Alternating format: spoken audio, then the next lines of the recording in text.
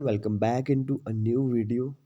आज कंटिन्यू करने जा रहे हैं lecture number 65। Very very good morning all of you. जय श्री कृष्ण।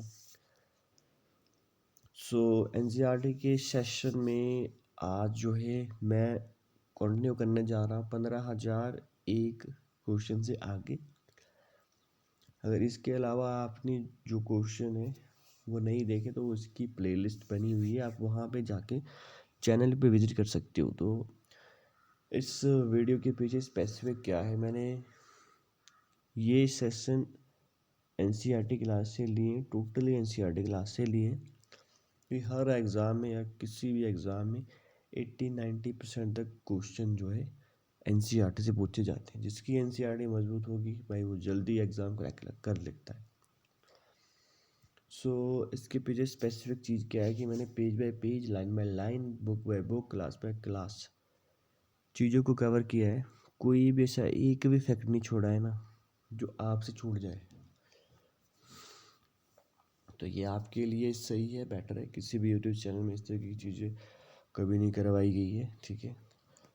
तो चलिए टाइम वेस्ट नहीं करती और शुरू करते हैं क्वेश्चन। अगर वीडियो अच्छी लगे तो लाइक तो बनता है यार इतनी मेहनत के लिए, और चैनल को जरूर सब्सक्राइब कर देना, और जो भी नीडी लोग हैं उन तक ये वीडियो पहुंचनी चाहिए। चलिए तो क्वेश्चन नंबर 15,001 है, औद्योगिकरण के समय गिल्ड किसका संगठन था? तो आंसर है गिल्ड उत्पादकों का संगठन था। जो भी प्रोड्यूसर थे उनका एक संगठन था, उसे क्या कहते थे? गिल्ड। तो इंडस्ट्रियलाइजेशन यानी कि औद्योगिकरण के समय गिल्ड किसका संगठन था? गिल्ड उत्पादकों का संगठन था। अगला क्वेश्चन है, इन गिल्ड नामक उत्पादक संगठन का क्या कार्य था? तो आंसर है कारीगरों को प्रशिक्षण देना, उत्पादन को नियंत्रण प्रदान करना, प्रतिस्पर्धा, मूल्य, व्यापार में आने वाले नए लोगों पर रोक, खास उत्पादों का एक अधिकार भी रखते थे। तो गिल्ड नामक उत्पादक संगठन क्या कार्य करते थे? कारीगर को प्रशिक्षण देते थे, उत्पादन को नियंत्रित करते, नियंत्रण प्रदान करना, प्रतिस्पर्धा पैदा करना, मूल्य, व्यापार में आने वाले नए लोगों पर रोक, खास उत्पादों का एक अधिकार भी रखते थे।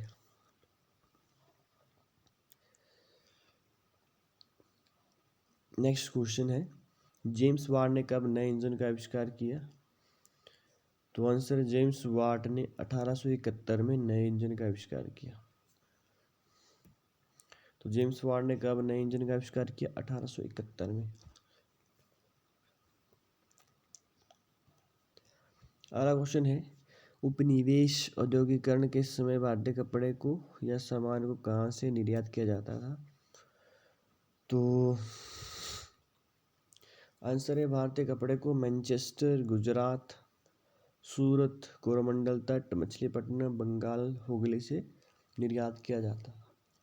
तो उपनिवेश औद्योगिकरण के समय भारतीय कपड़े को या सामान को कहाँ से निर्यात किया जाता? तो उपनिवेश का मतलब क्या होता है? जब भारत जो है अंग्रेजों के शासन में था, मतलब उपनिवेश में था, किसी के अंडर था, तो उस समय भारतीय कपड़ा कहाँ से निर्यात किया जाता था? तो भारतीय कपड़े को मैनचेस्टर भेजा जाता था। कहाँ से? गुजरात से, सूरत से, कोरोमंडल तट जो हमारा तमिलनाडु में, मछलीपट्टनम, बंगाल, हुगली से कपड़ा का निर्यात किया जाता था। अगला क्वेश्चन है कि औद्योगिकरण के समय गुमास्ता किसे कहा जाता था? तो आंसर इस गुमास्ता निगरानी, गुणवत्ता प्रदान करना, कपड़ा बुनकरों पर कार्य करते थे। तो औद्योगिकरण के समय गुमास्ता किसे कहा जाता था? तो गुमास्ता जो है निगरानी, गुणवत्ता प्रदान करना, कपड़ा बुनकरों पर कार्य करते थे। अगला क्वेश्चन है, भारत में फैक्ट्री का आना कब शुरू हुआ? तो आंसर इज 1856 में मुंबई में पहली कपड़ा मिल स्थापित की गई थी। तो उसी से भारत में फैक्ट्री का आना शुरू हो गया। तो भारत में फैक्ट्री का आना कब शुरू हुआ था? 1856 में मुंबई में पहला कपड़ा मिल स्थापित किया गया था। अगला क्वेश्चन है कि भारत की पहली जूट मिल कब और किसने लगाई थी? तो आंसर है जमशेदजी टाटा ने 1917 में कोलकाता में पहली जूट मिल लगाई थी। तो भारत की पहली जूट मिल कब और किसने लगाई थी, ये बड़ा इंपॉर्टेंट हो जाता है। जो भी मतलब जूट वगैरह से क्वेश्चन पूछी जाती है, अब अलाइड सर्विस का एग्जाम हुआ था उसमें से भी जूट के बारे में क्वेश्चन पूछा गया है कि सबसे ज़्यादा जूट प्रोडक्शन किस भारतीय स्टेट में होता है। तो किसने लगाई थी? जमशेदजी टाटा ने 1917 में कोलकाता में पहली जूट मिल लगाई थी। जमशेदजी टाटा ने 1917 में कोलकाता में पहली जूट मिल लगाई थी।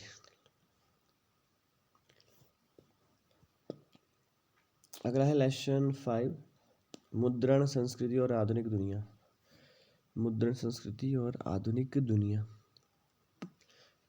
क्वेश्चन है, जापान की सबसे पुरानी किताब का नाम क्या है? तो डायमंड। तो डायमंड की सबसे पुरानी किताब है जापान। अगला क्वेश्चन, जापान यूरोप में मुद्रण। नेक्स्ट जो टॉपिक है, यूरोप में मुद्रण। क्वेश्चन है कि यूरोप में सबसे प्रसिद्ध सिल्क रूट से किन किन चीज़ों का आयात किया जाता था? तो आंसर है मसाले, रेशम के साथ 11वीं शताब्दी में चीनी, कागज आदि का निर्यात किया जाता था।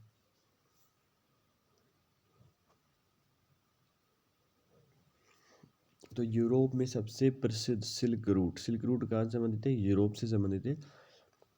यहाँ से जो है किन किन चीज़ों का आयात व निर्यात किया जाता था? तो मसाले, रेशम के साथ 11वीं शताब्दी में चीनी, कागज आदि का निर्यात किया जाता था। इंडिया से तो स्पेशली मसाले और रेशम आदि भेजे जाते थे यहाँ से। अगला क्वेश्चन है कि 1225 में कौन चीन से इटली लौटा? तो आंसर इज मार्को पोलो चीन से इटली लौटा। वुड ब्लैक तकनीक अपने साथ वहाँ से लाया। तो 1225 में चीन से इटली कौन लौटा? मार्को पोलो चीन से इटली लौटा 1225 में। वुड ब्लैक तकनीक अपने साथ ले गया मार्को पोलो। अगला जो क्वेश्चन है, बाद में मुद्रण के प्रसार की कौन कौन से तथ्य हैं? आंसर पांडुलिपियाँ अरबी, फारसी, क्षेत्रीय भाषा में लिखी जाती थी। तो बाद में मुद्रण के प्रसार के कौन से तथ्य हैं? मतलब किन चीज़ों से बाद में मुद्रण किया जाता था? तो पांडुलिपियों के ऊपर किया जाता था। आपने पढ़ा होगा, पांडुलिपियाँ अरबी, फारसी, क्षेत्रीय भाषा में लिखी जाती थी।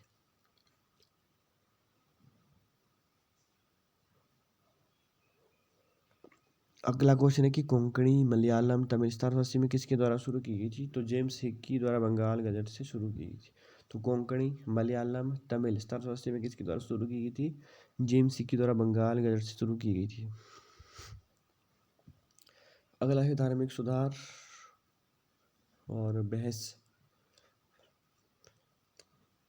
क्वेश्चन है कि संवाद कौमुदी पत्रिका किसने लिखी? संवाद कौमुदी पत्रिका किसने लिखी थी? तो आंसर है 1821 में राजा राममोहन राय ने संवाद कौमुदी पत्रिका लिखी। इसके अलावा 1861 में देवबंद लिखी।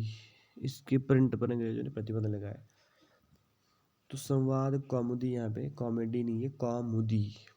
संवाद कौमुदी और देवबंद पत्रिका किसने लिखी थी? राजा राममोहन राय।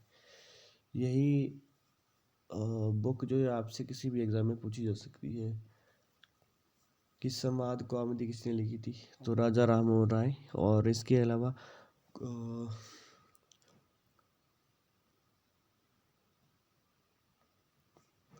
देवबंद किसने लिखी थी? तो ये भी राजा राममोहन राय जी ने लिखी थी। अगला क्वेश्चन है कि संवाद कौमुदी और देवबंद पत्रिका की है? राजा राममोहन राय की 1821 से संबंधित और 1861। क्लास 11th अर्थशास्त्र लेसन 1 ने स्वतंत्रता की पूर्व संध्या पर भारतीय अर्थव्यवस्था। क्वेश्चन है किसी भी अर्थव्यवस्था में मांग व आपूर्ति किसकी शक्तियों पर निर्भर करता है? तो बाजार की शक्तियों पर। तो किसी भी अर्थव्यवस्था में मांग व आपूर्ति किसकी शक्तियों पर निर्भर करता है? तो ये है बाजार की शक्तियों पर निर्भर करता है। अगला क्वेश्चन है अर्थव्यवस्था कितने प्रकार की होती है? तो अर्थव्यवस्था जो है 3 प्रकार की होती है। अर्थव्यवस्था कितने प्रकार की होती है? 3 प्रकार की होती है। तो 3 प्रकार की अर्थव्यवस्था कौन कौन सी है? अगला क्वेश्चन है कि 3 प्रकार की अर्थव्यवस्था कौन कौन सी है? तो वो है, आंसर है पूंजीवादी, समाजवादी और मिश्रित अर्थव्यवस्था। तो पूंजीवादी, समाजवादी और मिश्रित अर्थव्यवस्था। अगला क्वेश्चन है कि पूंजीवादी अर्थव्यवस्था की प्रमुख विशेषताएं क्या है? तो पूंजीवाद में मुक्त व्यापार, बाजार पर सब कुछ निर्भर होता है। यह अर्थव्यवस्था पैसे वाले या प्रभुत्व वालों की अर्थव्यवस्था भी माना जाता है। तो पूंजीवादी अर्थव्यवस्था की प्रमुख विशेषताएं क्या है? पूंजीवाद में मुक्त व्यापार, बाजार पर सब कुछ निर्भर होता है। यह अर्थव्यवस्था पैसे वाले या प्रभुत्व वालों की अर्थव्यवस्था भी माना जाता है। नेक्स्ट क्वेश्चन इज अमेरिका में किस प्रकार की अर्थव्यवस्था को अपनाया गया? तो आंसर इज पूंजीवादी अर्थव्यवस्था। वहाँ पर और जीवन स्तर की परिस्थितियाँ पाई जाती है। तो अमेरिका जो है पूंजीवादी अर्थव्यवस्था को मानने वाला देश है।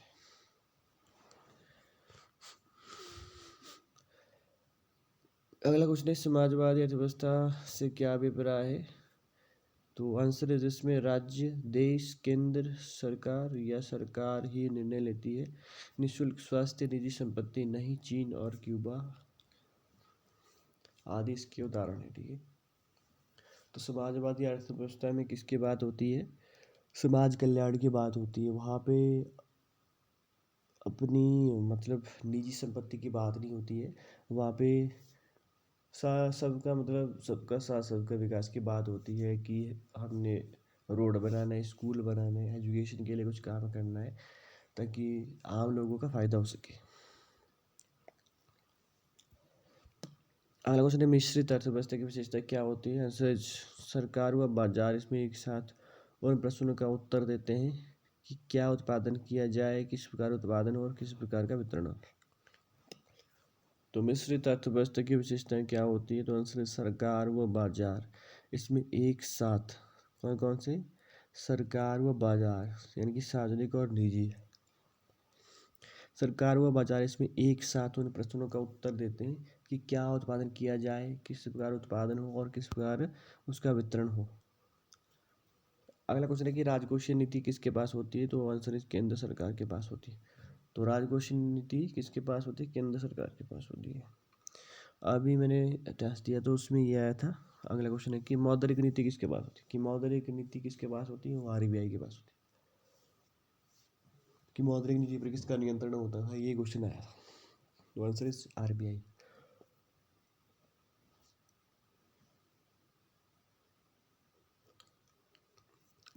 अगला क्वेश्चन है कि भारत ने पंचवर्षीय योजना को किस देश से लिया? तो आंसर है रशिया। तो भारत ने जो 5th ईयर प्लान थे वो किससे लिए थे? रशिया से लिए थे। अगला क्वेश्चन है, पंचवर्षीय योजना हमें क्या बताती है? तो आंसर है पंचवर्षीय योजना वस्तु व सेवाओं का कितना उत्पादन किया जाए यह नहीं बताती, बल्कि कौन सी कमियां रह गई हैं या हानियां हुई है इसके बारे में बताती है। पंचवर्षीय योजना में क्या बताती है? पंचवर्षीय योजना वस्तु व सेवाओं का कितना उत्पादन किया जाए इसके बारे में यह नहीं बताती, बल्कि कौन सी कमियां रह गई है या हानियां हुई है इसके बारे में बात करती है। अगला क्वेश्चन है, पंचवर्षीय योजना के लक्षण क्या है? तो आंसर समृद्धि, आधुनिकीकरण, आत्मनिर्भरता और समानता। पंचवर्षीय योजना के लक्षण क्या है? समृद्धि के लिए आधुनिक कारण भी इसमें शामिल है, आत्मनिर्भरता, सेल्फ इंडिपेंडेंस जिन्हें हम कहते हैं, और समानता, इक्वालिटी के लिए पंचवर्षीय योजना को इम्प्लीमेंट किया जाता है। अगला सन 1950 से 1990 आधुनिकीकरण अगला टॉपिक है। तो आंसर है आधुनिकीकरण का क्या अर्थ है?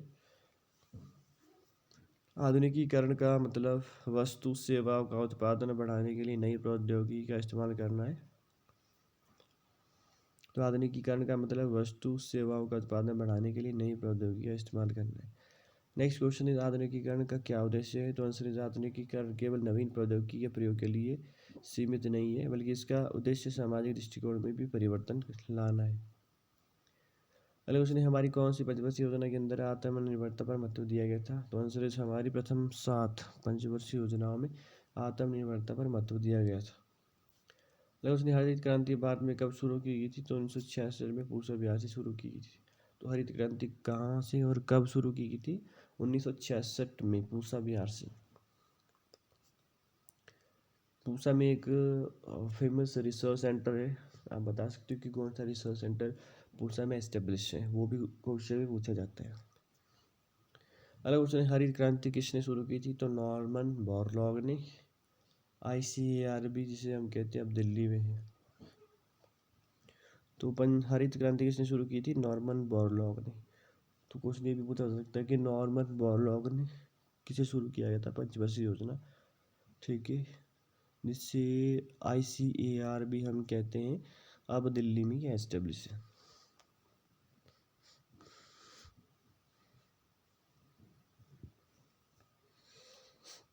अगला क्वेश्चन है कि हरित क्रांति के कारण कौन सी फसलों में वृद्धि बाद में देखने को मिली?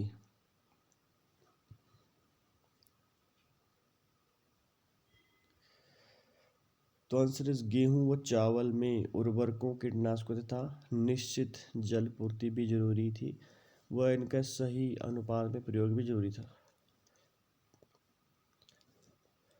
तो हरित क्रांति के कारण कौन सी फसलों में वृद्धि भारत में देखने को मिली? तो गेहूं व चावल में उर्वरकों, कीटनाशकों तथा निश्चित जल पूर्ति भी जरूरी थी व इनका सही अनुपात में प्रयोग भी जरूरी था। अगला क्वेश्चन है कि हरित क्रांति के पहले चरण में 1960 के मध्य दशक से 1970 के मध्य तक हाईएल्ड वैरायटी किन राज्यों तक की सीमित थी? तो ये थी पंजाब, उत्तर प्रदेश, तमिलनाडु तक में सीमित थी। एक बार ये क्वेश्चन पूछा गया था कि हरित क्रांति किन किन राज्यों में मतलब शुरू की गई थी। ठीक है, ये क्वेश्चन भी याद रखना है। तो पंजाब में, उत्तर प्रदेश में, तमिलनाडु में शुरू की गई थी। अगला क्वेश्चन है कि हाई यील्ड वैरायटी बीज का लाभ किसकी खेती करने वालों को ही मिला? तो आंसर है इन बीजों का लाभ केवल गेहूं की खेती करने वालों को ही मिला। तो हाई यील्ड वैरायटी का लाभ, बीज का लाभ किसकी खेती करने वालों को मिला? तो इन बीजों का लाभ केवल गेहूं की खेती करने वाले क्षेत्रों को ही मिला। अगला क्वेश्चन है हरित क्रांति का दूसरा चरण कब से कब तक हुआ? तो आंसर है 1970 के दशक के मध्य से 1980 के मध्य तक। तो हरित क्रांति का दूसरा चरण कब से कब तक था? 1970 से 1980 के बीच में। अगला क्वेश्चन है उत्पादन बाजार में बेचा गया अंश क्या कहलाता है? तो आंसर किसानों द्वारा उत्पादन बाजार में बेचा गया अंश ही विपरीत अधिशेष कहलाता है। तो व्यापार बाजार में बेचा गया अंश क्या कहलाता है? किसानों द्वारा उत्पादन बाजार में बेचा गया अंश ही विपरीत अधिशेष कहलाता है। अगला क्वेश्चन है हरित क्रांति से क्या नुकसान देखने को मिला? तो आंसर छोटे बड़े किसानों के बीच असमानता पैदा हुई। इस प्रकार केवल बड़े किसान चीज़ों को खरीदने में सक्षम थे। फसलों में कीटनाशकों की संभावना अधिक होती है। तो हाँ, ये क्वेश्चन भी एक बार पूछा गया था कि हरित क्रांति का फायदा किन किन लोगों को मिला? तो भाई आम लोगों को नहीं मिला था, मतलब छोटे बड़े किसानों के बीच असमानता पैदा की थी इसने। इस प्रकार केवल बड़े किसान चीज़ों को खरीदने में सक्षम थे। मतलब बीज कीटनाशक जो है बड़े लोग ही ले सकते थे, आम लोग नहीं ले सकते थे, इसलिए इनइक्वालिटी थी। ये क्वेश्चन एक बार पूछा गया था। अगला क्वेश्चन हरित क्रांति से क्या फायदा हमें देखने को मिले? उत्पादन दोगुना हुआ, खाद्य सुरक्षा, उच्च पैदावार, रोजगार में वृद्धि व गरीबी उन्मूलन निश्चय हुए। तो क्या क्या फायदे हुए हरित क्रांति के? उत्पादन दुगना हुआ, खाद्य सुरक्षा, उच्च पैदावार, रोजगार में वृद्धि और गरीबी उन्मूलन। अगला क्वेश्चन है किसानों को कौन से नुकसान उठाने पड़ते हैं? तो आंसर इज अगर बीज फेल हो जाते तो किसानों पर कर्जा आ जाता है। कर्ज के कारण आत्महत्या किसान करते हैं। प्राचीन फसलों की विविधता नष्ट हो जाती है। अधिक उर्वरकों के लिए अधिक खर्चा करना पड़ता है। मृदा क्षमता कम हो जाती है। भूमि की उत्पादकता कम और पारंपरिक बीज नष्ट हो जाते हैं। अगला क्वेश्चन है कि सहायकी या सब्सिडी या अनुवृत्ति किससे कहते हैं? सब्सिडी के यही नाम क्वेश्चन में पूछे जा सकते हैं कि सहायकी किसे कहते हैं, सब्सिडी किसे कहते हैं, अनुवृत्ति। तो ये एक ही चीज़ के तीन नाम है। ठीक है, कई बार हम वर्ड को देख के ही कंफ्यूज हो सकते हैं कि भाई पूछ क्या रहा है। तो आंसर इस दो क्षेत्र हैं, आर्थिक क्षेत्र व सामाजिक क्षेत्र से संबंधित है। सहायकी या सब्सिडी से संबंधित कौन से क्षेत्र? दो क्षेत्र हैं, एक आर्थिक और दूसरा सामाजिक। अगला क्वेश्चन है कि आर्थिक क्षेत्र में शामिल करते हैं। तो आर्थिक क्षेत्र में हम किसी शामिल करते हैं? कृषि को करते हैं, बिजली को करते हैं, उद्योग को करते हैं, परिवार। तो आर्थिक क्षेत्र में शामिल करते हैं कृषि, बिजली, उद्योग, परिवार।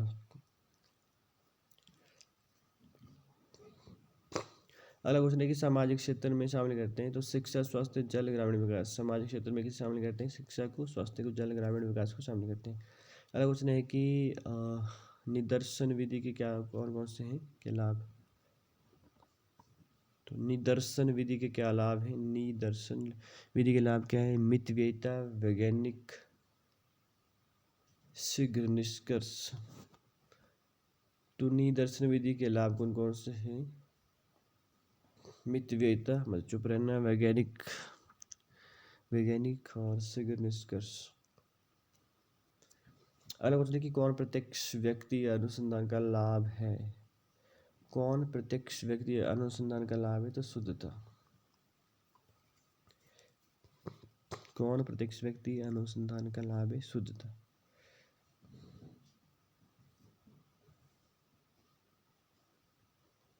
अगला क्वेश्चन है कि भारत में प्रत्येक वर्ष में जनगणना की जाती है। तो 10 वर्षों बाद की जाती है। ठीक है, भारत में 10 वर्षों बाद जनगणना की जाती है। अगला क्वेश्चन है कि वह व्यक्ति जो आंकड़ा संग्रहण करता है उसे क्या कहते हैं? तो आंसर इस गणनाकार उसे कहते हैं।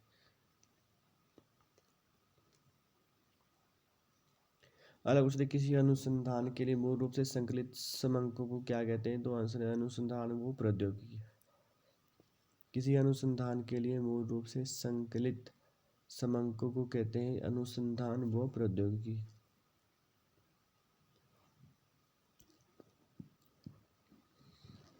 अगला क्वेश्चन है कि आर्थिक समृद्धि का लाभ देश के किस वर्ग तक सीमित न रहे?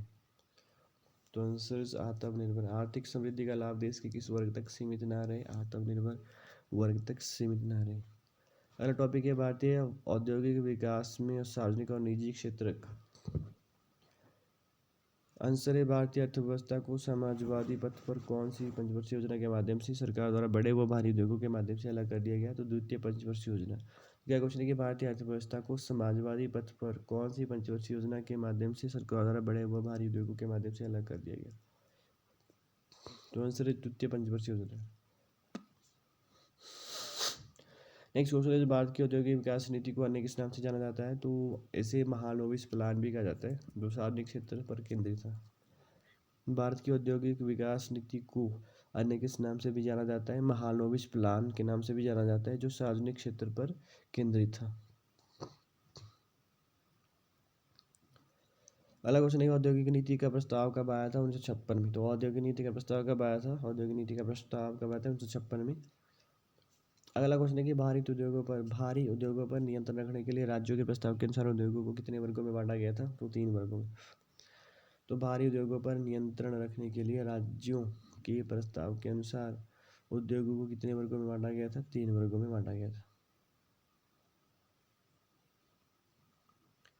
अगला क्वेश्चन है, उद्योगों को कौन से 3 वर्गों में बांटा गया था? प्रथम वर्ग में वे उद्योग थे इन पर राज्य का स्वामित्व था। दूसरे वर्ग में वे उद्योग थे जहाँ निजी व सरकारी क्षेत्र का साथ काम करते थे।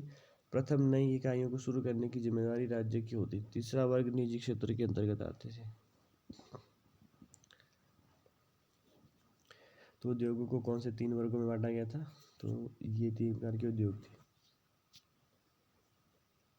अगला क्वेश्चन है, लघु उद्योग कब स्थापित किए गए थे? तो आंसर है 1955 में ग्राम व लघु उद्योग समिति या करवे समिति द्वारा ग्रामीण विकास के लिए लघु उद्योगों का विकास किया गया था। तो लघु उद्योग कब स्थापित किए गए थे? तो 1955 में ग्राम व लघु उद्योग समिति या करवे समिति द्वारा ग्रामीण विकास के लिए लघु उद्योगों का विकास किया गया था।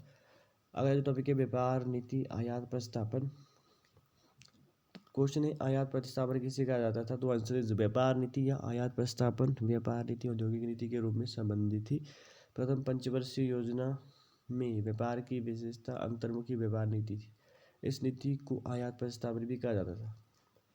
तो आयात प्रतिस्थापन किसे कहा जाता था? व्यापार नीति या आयात प्रतिस्थापन व्यापार नीति औद्योगिक नीति के रूप से संबंधित। प्रथम 5 पंचवर्षीय योजना में व्यापार की विशेषता अंतर्मुखी व्यापार नीति थी। इस नीति को आयात प्रतिस्थापन भी कहा जाता था। अगला क्वेश्चन है, आयात प्रतिस्थापन नीति में क्या कार्य किया जाता था? तो आंसर अंतर्मुखी व्यापार नीति विषय इसे कहा जाता था। इस नीति को आयात प्रतिस्थापन नीति भी कहा जाता था। इस नीति का उद्देश्य आयात के बदले घरेलू उत्पादन द्वारा पूर्ति करना है। इसके द्वारा सरकार ने विदेशी प्रतिस्पर्धा से घरेलू उद्योगों की रक्षा की। अगला क्वेश्चन है कि आयात संरक्षण के कितने प्रकार होते हैं? तो आंसर आयात संरक्षण 2 प्रकार की थी। आयात संरक्षण के 2 प्रकार थे, शुल्क व कोटा। वह प्रशुल्क आयात वस्तुओं पर लगाया गया कर है। कोटा में वस्तु की मात्रा निर्दिष्ट की जाती है जिन्हें आयात किया जाता है। तो आयात संरक्षण के कौन से 2 प्रकार हैं? एक तो शुल्क, दूसरा हो गया कोटा। शुल्क मतलब जो भी चीज़ें बाहर के देशों से आती है उस पर टैक्स जिसे हम कहते हैं वो लगाया जाता है, शुल्क लगाया जाना चाहिए। और दूसरा कि कोटा निर्धारित किया जाता है।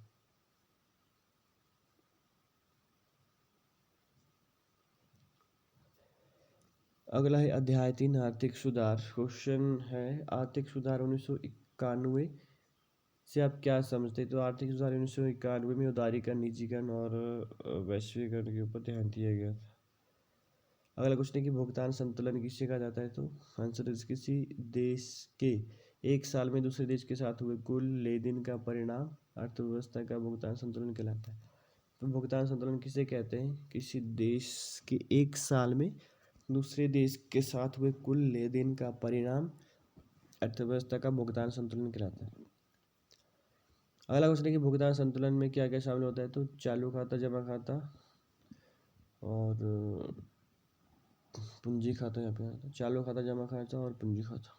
तो भुगतान संतुलन में क्या क्या शामिल होते हैं। चालू खाता, जमा खाता और पूंजी खाता। जमा पूंजी खाता या जमा खाता।